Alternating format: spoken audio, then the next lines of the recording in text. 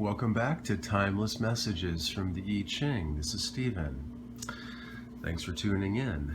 If something drew you to this video, there's no mistake. Your subconscious or unconscious divine self has brought you here because there are messages that will assist you on your journey wherever you're at right here and now. So, without further ado, I'm going to pick up the silver dollars and focus on what are the most beneficial messages for the viewer. What are the most beneficial messages for the viewer? That intention through my whole being, and I read the coins and do the reading for you. So focus on whatever it is that's most prominent in your mind, a situation, you're looking for a solution, a new perspective to a particular topic. Focus on that throughout the reading. Relax. If you can, close your eyes and just take some deep breaths and relax your muscles. Okay? Let it be a time of relaxation. All right. Most beneficial messages for the viewer. Most beneficial messages for the viewer. Okay, we have a solid line, a yang line.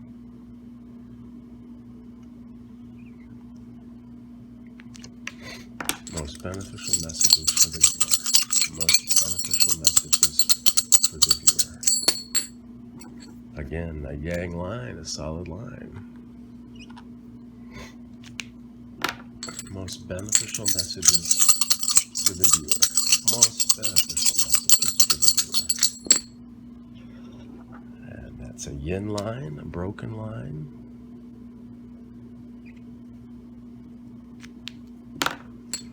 Most beneficial messages for the viewer. Most beneficial messages for the viewer.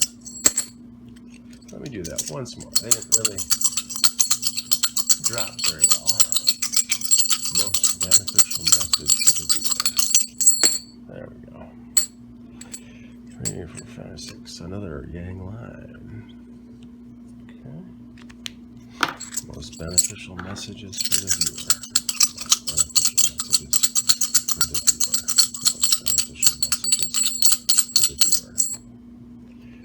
3, 4, 5, 6, 7. One more toss. Most beneficial messages for the viewer. Most beneficial messages for the viewer. Most beneficial messages for the viewer. Most beneficial messages for the viewer. Okay. 3, 4, 5, 6, 7. Okay. Let's check these out.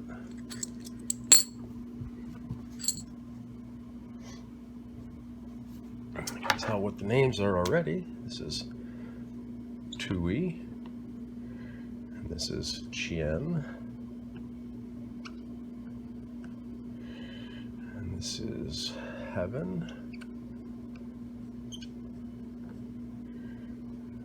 and this is the Joyous Lake. The Joyous. You're going to put that in there. The Joyous Lake. Okay, you can read that. Text. We'll decide what this is, what number this is, and read the text.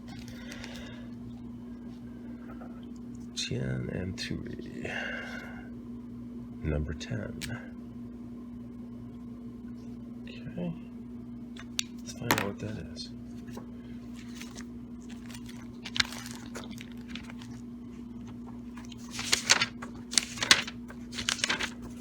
Okay, the hexagram is called treading.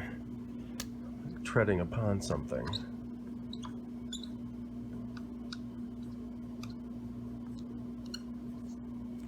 Okay. Just relax and focus on the topic that's most prominent in your thinking right now. The name of the hexagram means, on the one hand, the right way of conducting oneself. Heaven, the Father, is above, and the lake, the youngest daughter, is below. This shows the difference between high and low, upon which composure, correct social conduct depends. On the other hand, the word for the name of the hexagram, treading, means literally treading upon something. The small and cheerful, Tui, treads upon the large and strong, Chien. The direction of movement of the two primary trigrams is upward, so they both move in this direction, so they're in agreement, which is nice. The fact that the strong treads on the weak is not mentioned in the Book of Changes because it is taken for granted. For the weak to take a stand against the strong is not dangerous here because it happens in good humor, Tui, and without presumption, so that the strong man is not irritated but takes it all in good part. The judgment, treading upon the tail of the tiger, it does not bite the man, success. The situation is really difficult. That which is strongest and that which is weakest are close together, strongest and weakest. The weak follows behind the strong and worries it. The strong, however, accepts and does not hurt the weak, because the contact is in good humor and is harmless. In terms of a human situation, one is handling wild and stubborn people, disagreeable people. In such a case, one's purpose will be achieved if one behaves with decorum, which means if you behave properly and don't offend people. Pleasant manners succeed even with irritable people. The image, heaven above, the lake below, the image of treading. Thus the superior person discriminates between high and low, and thereby strengthens the thinking of the people. Heaven and the lake show a difference of elevation that is in the natures of the two, hence no jealousy or envy arises. Among mankind also there are necessarily differences of elevation. It is impossible to bring about universal equality, but it is important that differences in social rank should not be arbitrary and unjust, for if this occurs, envy and class struggle are the inevitable consequences. If on the one hand, external differences in rank correspond with differences in inner worth, and if inner worth forms the criteria of external rank, people accept, and order reigns in society. So I'll just recap some of these ideas for you. We have heaven, which is way high and tends to go up and up and up, and we have then a lake, which is on earth, of course, but it also has the tendency to tread or to come upward as well. So they're both of these trigrams are in harmony. This one is not going up and this one is coming down, where they're conflicted. So that's good. You could potentially think about a father or daughter relationship, or you could think about an elder and a younger person. It doesn't have to be gender specific. It could also be an older, wiser part of yourself with a younger part of yourself that has things to learn yet, but is filled with good cheer nonetheless.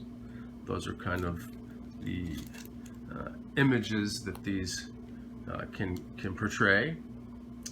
So treading, it means treading upon something. You're walking upon something. And so the joyous lake is treading upon heaven. The small and cheerful, the Tui, the joyous lake, treads upon the large and strong, Chien.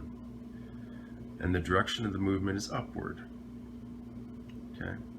The weak, or Tui, takes a stand against the strong, but it's not dangerous because it happens in good humor and without presumption, so that the strong man or strong personality is not irritated, but takes it all in good part. Okay. So the weak tends to worry the strong, but the strong, however, is not hurt by the weak because it's in contact and it's in good humor and it's harmless. And the strong tolerates this. It doesn't devastate the strong.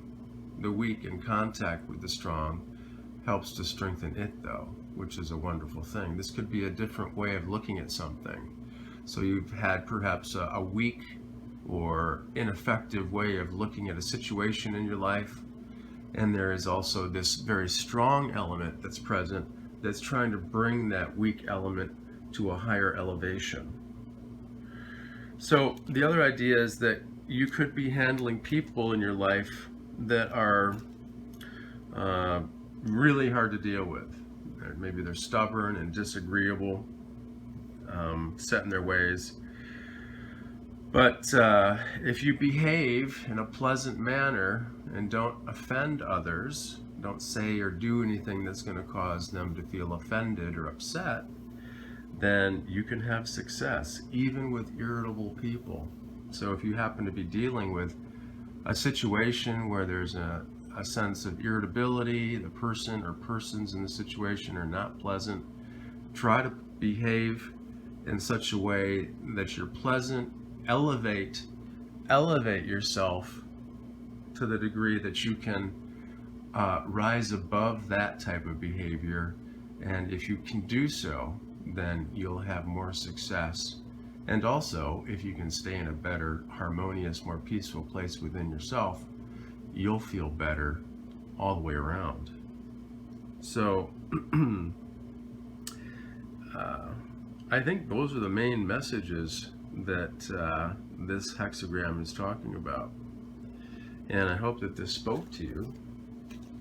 If you'd be interested in a personal reading, look at the information in the description box. And it's probably a wise choice to listen to this reading more than once, and maybe even jot down a couple of the main points. And thanks for tuning in. Until next time, take care.